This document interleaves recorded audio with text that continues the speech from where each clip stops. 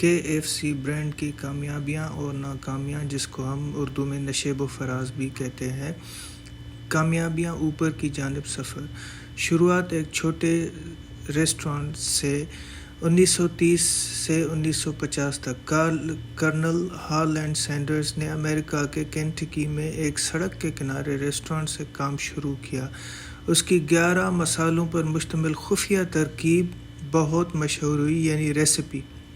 1950 کی دہائی میں فرینچائز سسٹم کے ذریعے تیزی سے پھیلاؤ، فرینچائز یعنی برانچز کھولنا ڈفرینٹ پلیسز پر، عالمی سطح پر توسیع یعنی ایکسپینشن۔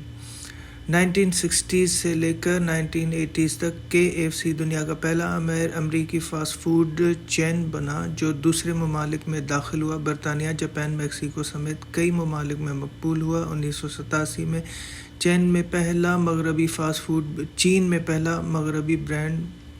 فوڈ برانڈ بن کر داخل ہوا۔ ایشیا میں میجیکل کامیابیاں 2000 سے لے کر 2010 تک چین میں KFC کی سب سے بڑی مارکیٹ بن گئی۔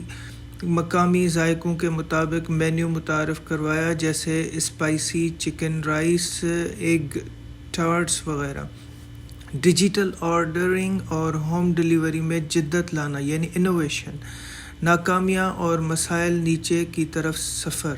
شناخت کا مسئلہ۔ 1990 میں نام کینٹکی فرائیڈ چکن سے بدل کر KFC رکھا تاکہ فرائیڈ لفظ سے دوری ظاہر کی جا سکے۔ کچھ صارفین نے برانڈ کی اصل پہچان کھو جانے کی شکایت کی۔ صحت سے متعلق تنقید یعنی کرٹیسزم۔ KFC پر الزام لگایا کہ یہ غیر صحت بخش خوراک کو فروغ دیتا ہے، خاص طور پر بچوں میں۔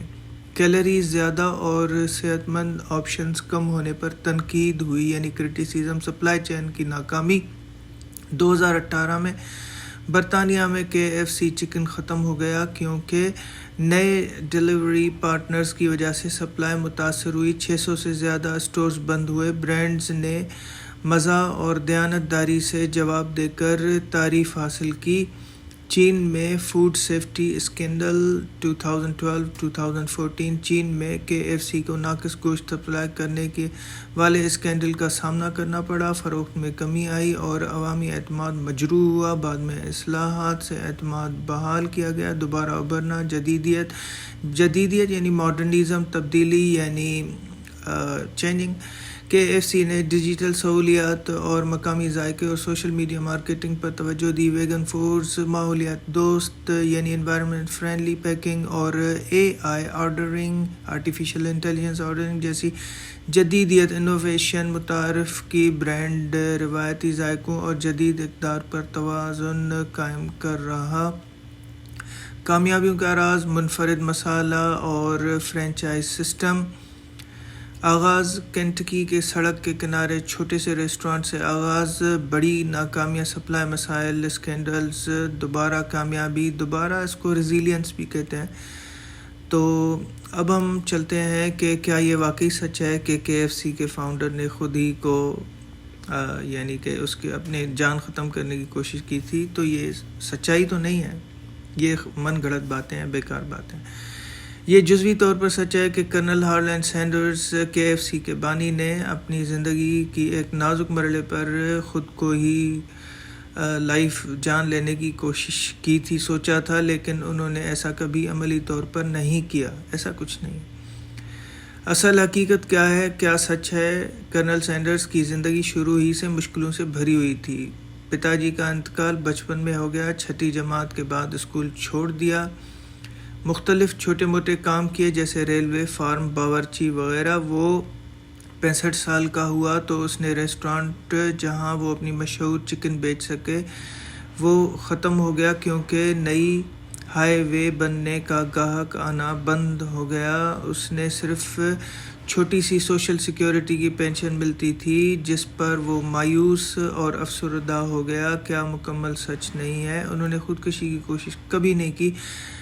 ایسے کوئی مصدقہ تحریر اور سوانح عمری میں موجود نہیں ہے جو ثابت کرے کہ وہ اپنی ہی جان لینا چاہتا تھا۔ ایسا کچھ بھی نہیں۔ پھر اس نے کیا کیا؟ کرنل سینڈرز نے ہمت نہیں ہاری اس نے اپنی چکن کی خفیہ ترکیب یعنی ریسیپی لے کر مختلف ہوٹلوں اور ریسٹورانٹ کو پیشکش کرنا شروع کی۔ 65 سال کی عمر میں صرف چند ڈالرز اور پختہ ارادے کے ساتھ اس نے KFC فرنچائز کی بنیاد رکھی۔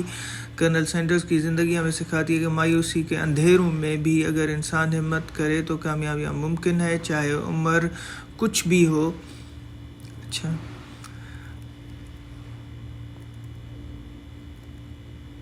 اب ہم آتے ہیں اس کی بائیوگرافی کی طرف۔ پیدائش 9 ستمبر 1890 انڈیانا، امریکہ۔ پورا نام کرنل ہالینڈز۔ 6 سال کی عمر میں پتا جی کا انتقال۔ خوراک کے کاروبار میں قدم۔ 1930 میں بڑا جھٹکا۔ 1950 کی دہائی میں ایک نئی ہائی وے کی وجہ سے ریسٹورانٹ ویران ہو گیا۔ بڑا جھٹکا۔ KFC کا عروج یعنی 7ویں آسمان تک پہنچ جانا۔ وہ ریسٹورانٹ جا کر چکن پکانے اور فرنچائز کا معاہدہ کرتا، یعنی جگہ جگہ گھومتا وہ۔ 1952 میں پھر KFC سالٹ لیک سٹی کھولا گیا اور کرنل کا لقب کینٹکی کے گورنر نے اس کو